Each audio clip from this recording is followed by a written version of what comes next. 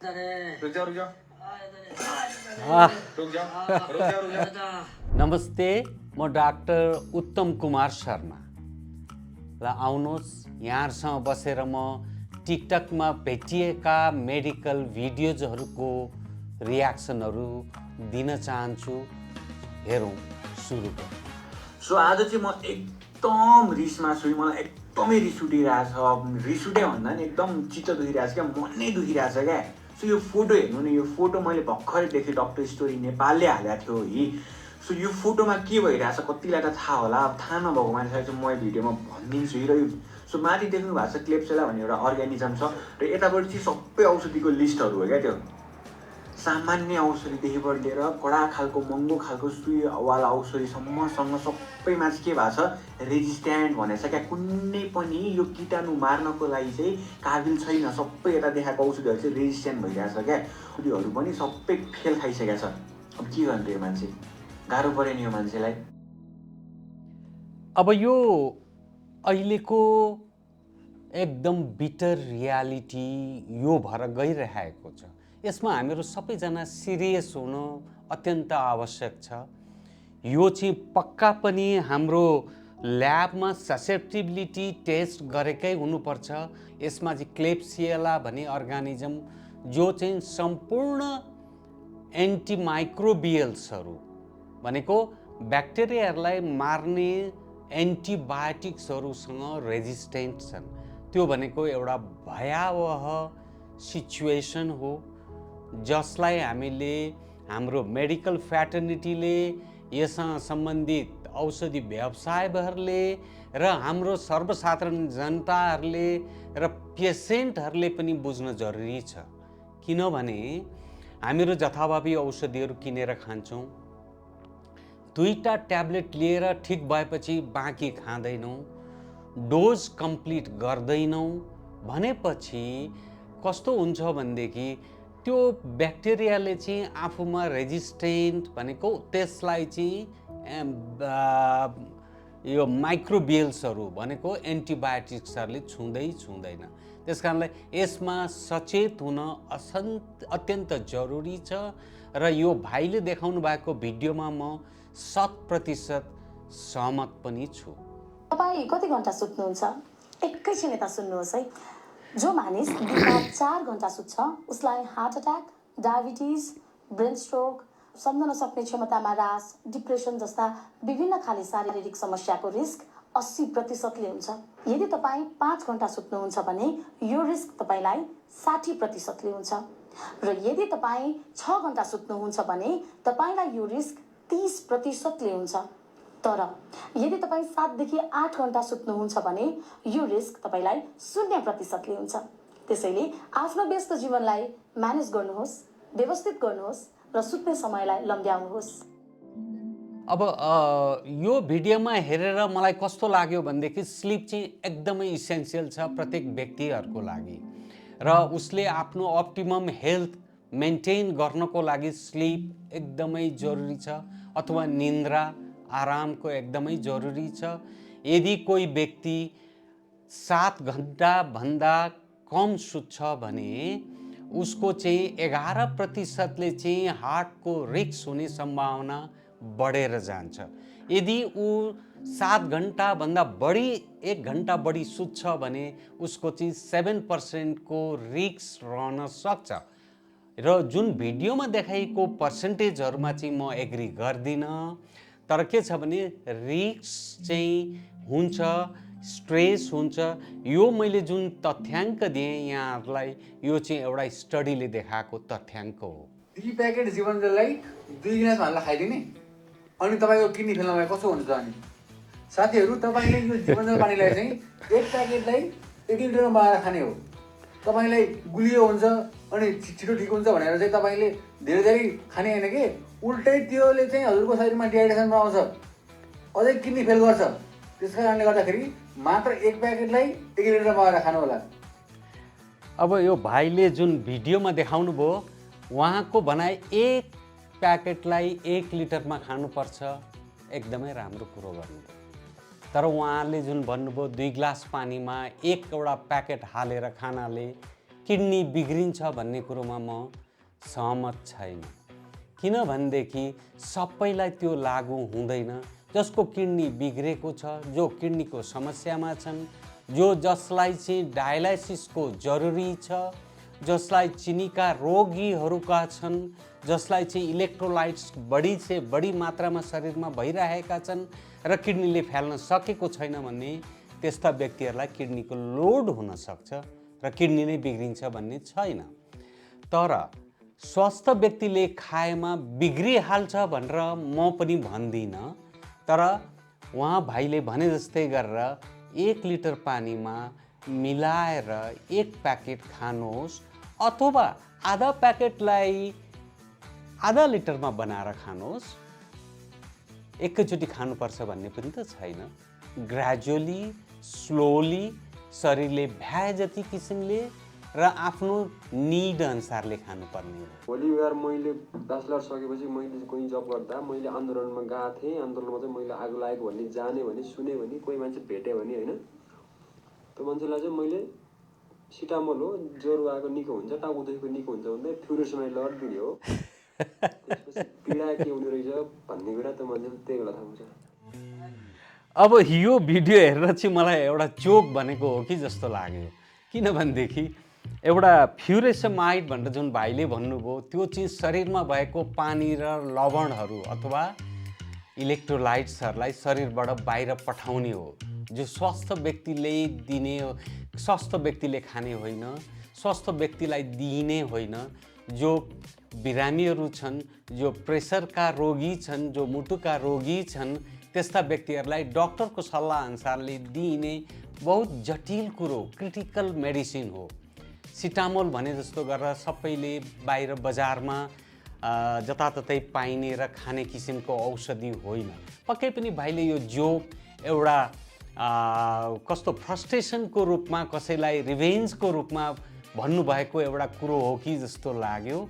तर म यहाँहरूलाई के भन्छु भने कुनै पनि चिज तपाईँको हातमा छ भने त्यसलाई जुडिसियसली अथवा न्यायपूर्वक उचित तरिकाले सेवन गर्नुहोस्, सेवन गर्न लगाउनुहोस्।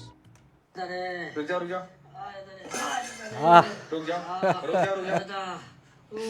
बेटा, रुक जाओ।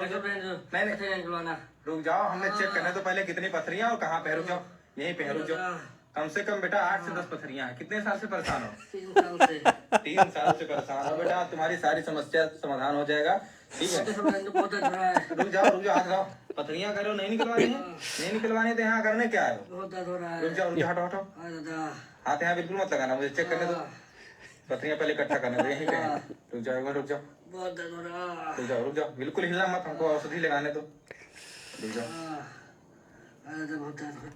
अब यो भिडियो हेरेर मलाई कस्तो लाग्यो भनेदेखि अब यो यत्रो वर्ष युरोलोजी गरियो, यत्रो वर्ष पढियो, यत्रो ट्रेनिङमा गइयो, दुनियाँ गरेर आएपछि कहीँ पनि यसरी शरीरको बाहिर स्किनको पार्टबाट, छालाको थ्रुबाट किडनीमा भएका स्टोन्स, युरेटरमा, ब्लाडरमा भएका स्टोन्स अथवा शरीरको अन्य भागमा भएका स्टोन्सहरूलाई निकाल्न सकिँदैन। यो त एउटा फ्रड हो, मानिसको भ्रम हो।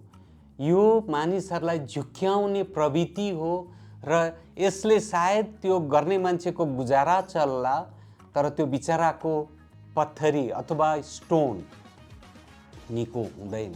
म कुनै टाइममा एउटा कन्फरेन्स अटेन्ड गर्न विदेश गएको थिएँ अथवा छिमेकी देश गएको थिएँ, जहाँ एउटा साइनबोर्ड लेखिएको थियो बङ्गाली बाबा स्टोन निकालेगा है। त्यस्तो साइनबोर्डहरू देखेर हामीहरू हाँस्थ्यौँ। ए बाबा, यत्रो पढेर यत्रो गऱ्यौँ, यत्रो ढुङ्गा निकाल्नलाई हामीहरूले कति मेहनत गर्नुपर्छ, आफ्नो पसिना बगाउनुपर्छ, ज्ञान राख्नुपर्छ र कुन बाटोबाट कसरी निकाल्नुपर्छ र त्यसका कम्प्लिकेसन्सहरू के हुन्छन् भनेर हामीहरूले धेरै नै अध्ययन गर्नुपर्छ। र यस्तो कुरोको भ्रमको पछाडि यहाँहरूलाई नलाग्न म अनुरोध गर्दछु र यो सबै भ्रम। मेन कुरा भनेको चाहिँ इज्जतै छैन। हाम्रो त छुट्टै प्रोफेसन हो नि त यो त हाम्रो त आफ्नै लेभल छ नि त तर डक्टरको चाहिँ असिस्टेन्टको रूपमा चाहिँ लिइदिनुहुन्छ एउटा नजिकै मान्छेले मलाई भन्नुभयो वरिपरि हिँड्ने अनि सुई लाउने बाहेक अनि डक्टर लेखिदिएको मेडिकेसन बाहेक त अरू गरेकै देखेको छैन त के हुन्छ खासमा नर्सिङ भन्दाखेरि एकछिनमा झलस्स भयो क्या 4 वर्ष मैले त्यसो भए के पढाएर रहेछु त भन्ने फिल भयो क्या मलाई 4 वर्ष त मैले त नर्सिङै पढाए हो अब नर्सिङबाट मलाई सुई लाउन अनि अरूले लेखिदिएको औषधि दिनलाई नै मलाई 4 वर्ष लाग्यो त सिक्नलाई भन्ने फिल भयो कि त्यो देख्दा चाहिँ एकदम दुःख लाग्थ्यो अनि हेपिनुको रिजन पनि छ नलेज चाहिँ यति धेरै हुन्छ उहाँहरूसँग तर ठाउँ हुँदैन कि पोख्ने अब भयो अब मलाई कुनै डिजिजको बारेमा थाहा छैन मैले बोल्न पाउँदैन भने मैले मेरो आफैमा राख्नु पऱ्यो नि त त्यसले गर्दाखेरि चाहिँ डिपेन्डेन्ट हुन्छ त्यही बानी पर्छ एउटै कुरा गर्दा गर्दा त्यही बानी पर्छ नि हाम्रो यही त हो नि किन भन्नु पऱ्यो भन्दा भन्दा पछि पछि पढ्दा पढ्दा अनि पछि नै पढ्छौँ क्या हामी यो नर्सिङको एक किसिमको पीडा हो नर्सिङ भएन भने हामीहरू मेडिकल डाक्टर्सहरूले केही पनि गर्न सक्दैन तपाईहरुले सोच्नुहुन्छ होला नर्सहरू कोही पनि होइन उनीहरू खाली सँगै हिँड्ने एउटा कपी बोक्छन् डाक्टरले गर्छ अर्डर अनि उनीहरूले क्यारी आउट गर्छन् त्यो मात्रै होइन डाक्टर भन्दा बढी बिरामीहरूसँग बस्ने नर्सहरू नै हुन्छ डाक्टरहरू भन्दा बढी केयर दिने कम्प्यासन दिने माया गर्ने उनीहरूको फ्यामिली बुझ्ने र उनीहरूको फ्यामिलीमा भएका प्रब्लमहरूलाई सल्भ गर्न कोसिस गराउने नर्सहरू नै हुन्छ र नर्सहरूले पनि यो सोच्नु भएन कि उहाँहरू हामी एकदम हीन बोध भएर बस्नु हुँदैन अहिलेको समयमा उहाँहरूले धेरै कुराहरू गर्न सक्नुहुन्छ अहिलेको जमानामा अहिलेको समयमा उहाँहरूले हामीहरूलाई भनौँ न एउटा अपरेसन थिएटरमा उहाँहरू हुनु भएन उहाँहरूले इन्स्ट्रुमेन्ट हामीहरूलाई प्रपरली दिनु भएन उहाँहरूले सुचर मटेरियल्स दिनु भएन उहाँहरूले के अरे औजारहरू मिलाएर दिनु भएन भने डाक्टरहरूले अपरेसन गर्न सक्दैन त्यो म ठकुवाका साथ भन्न सक्छु र अर्को कुरो उहाँहरूमा ज्ञान हुन्छ तर उहाँहरूलाई चाहिँ के छ भनेदेखि यो उहाँहरूले लिमिटेड प्लेसमा उहाँहरूले युज गर्न सक्नुहुन्छ जस्तो भनौँ उहाँहरूलाई भनिएको हुन्छ यति घन्टामा यति फ्लुइड दिनुहोस् उहाँहरूले क्याल्कुलेट गर्नुहुन्छ उहाँहरूले त्यसलाई लजिक लगाउनुहुन्छ उहाँहरूले त्यसलाई साइन्टिफिक वेमा मेजर गर्नुहुन्छ र कति युरिन आउटपुट भयो त्यो मेजर गरेर राख्नुहुन्छ तलमाथि भयो भने त्यसमा हामीहरू छलफल गर्छौँ उहाँहरूसँग पनि छलफल गर्छौँ र उहाँहरूले पनि भन्नुहुन्छ त्यस कारणले गर्दाखेरि हामीहरू भन्छौँ नर्सेस र परिचारिकाहरूलाई पनि सिमिलरली र सेम वेमा सेम स्टेटसमा रेस्पेक्ट दिन जरुरी छ हो कोही नर्सिङहरूको आफ्नो बौद्धिकताहरू युज गर्न सक्नुहुन्न त्यस कारणले गर्दा कहिलेकाहीँ पछि पर्नुहुन्छ तर उहाँहरूलाई पनि म के इन्करेज गर्न चाहन्छु भने नर्सिङ पेसा भनेको एउटा नोबल पेसा हो उहाँहरूले यसलाई कन्टिन्यू गर्नुपर्छ र देशमा नर्सिङ पेसाको अत्यन्तै खाँचो छ तपाईहरुले सुनिराख्नु भएको छ देशमा नर्सिङको धेरै नै अभाव सृजना हुन थालेको छ हामीहरूले यसरी उहाँहरूलाई रेस्पेक्ट दिएनौँ भनेदेखि हामीहरूले आफ्नो काम आफ्नो मेडिकल फिल्ड अनि समाजमा दिने सेवाहरूबाट पनि वञ्चित हुनुपर्ने अवस्था हुन सक्दछ ए आन्टी थाइरोइडको औषधि खाइसकेपछि तपाईले दुध चिया कफी केही खाने हैन के सँगसँगै तपाईले बिहान उठ्दा बित्तिकै खाने औषधि खाली पेटमा त्यो खाएको आधी घण्टादेखि 1 घण्टापछि बल्ल अरू चिज खाने के खान मन लाग्यो आफूलाई बुझ्नुभयो कहाँ त्यसरी खानु हुन्छ त अनि त्यसपछि के भने कति मान्छेले चाहिँ थाइरोइड लेभल घट्यो बढ्यो ठिक ठाउँमा आयो अब खाना छोडिदिन्छु भनेर भन्ने त्यस्तो गर्न मिलेन बुझ्नुभयो रेगुलर आफ्नो थाइरोइड लेभल चेक गर्नुस् अनि बल्ल औषधि घटाउने कुरा गर्नुस्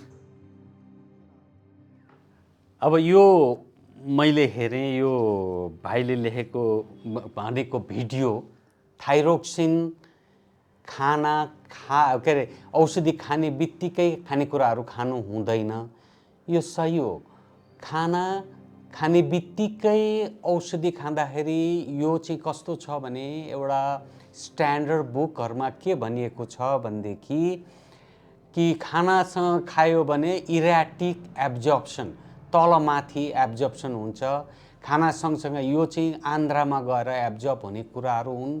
खाना सँगसँगै जाँदाखेरि तलमाथि एब्जर्प्सन भयो भने लेभल नपुग्न सक्छ र कहिले ठिकै जस्तो देखिने, कहिले नहुने।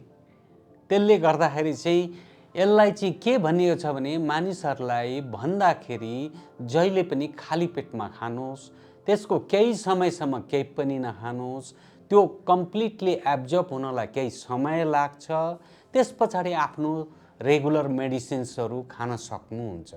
यही कुरो भन्न खोजेको जस्तो लाग्यो भाइले। धन्यवाद भाइलाई। मेरो बुद्धि के भएको होला है, म अहिले यसो जस्तै यहाँ बसेर अब काम गरेँ जस्तो मेरो घरमा अहिले गएर गरेको भए के हुन्थ्यो होला है, के न के हुन्थ्यो होला बिहा गऱ्यो भने। यो भिडियो हेरेर मलाई कस्तो लाग्यो भने एक किसिमको फ्रस्ट्रेसन आइरहेको छ कि मेडिकल सोसाइटीमा जस्तो लाग्यो। तर अब अहिलेको कम्पिटिसन हेर्ने हो भने, अहिलेको लो पे हेर्ने हो भने, अहिलेको कामको लोड हेर्ने हो भनेदेखि यो कुरोको पहिला पनि यस्तै थियो। हाम्रो पालामा पनि यही किसिमकै हामीले कम्पिटिसन गऱ्यौँ। सायद कम्पिटिसनको दायरा कम थियो होला, तर कम्पिटिसन त थियो नै र त्यसलाईमा पनि हामीले सर्भाइभ गरेर त्यसैमा पनि हामीहरू भिजेर यही देशमा अहिलेकै अवस्थामा यो अवस्थामा आएर कन्डिसनमा म पुगेको छु र यो एउटा मेहनत हो, एउटा सेवा हो र सेवा सँगसँगै तपाईँलाई चाहिने सर्भाइभलको मिन्सहरू पनि बिस्तारै जुट्दै जान्छ जस्तो मलाई लाग्दछ। र मैले पनि धेरै अपर्च्युनिटीहरू पाएका थिएँ बाहिर विदेशमा काम गर्ने अथवा उतै बस्ने अथवा उतै सेवा गर्ने। तर मलाई लाग्यो म त्यहाँ बसेँ भने मलाई चिन्ने मान्छे, मलाई सद्भाव गर्ने, मलाई माया गर्ने मान्छेहरूको सङ्ख्या धेरै नै कम हुन्थ्यो होला अथवा म बिलाएर जान्थेँ होला। अहिले यो देशमा आएपछि मलाई माया गर्ने, मलाई सद्भाव दिने र मेरो अपर्च्युनिटीका ढोकाहरू यही देशमा खुलेको देखेर चाहिँ मलाई गर्व पनि लाग्छ। म चाहिँ धन्य पनि मान्छु र म ह्याप्पी पनि छु, खुसी पनि छु।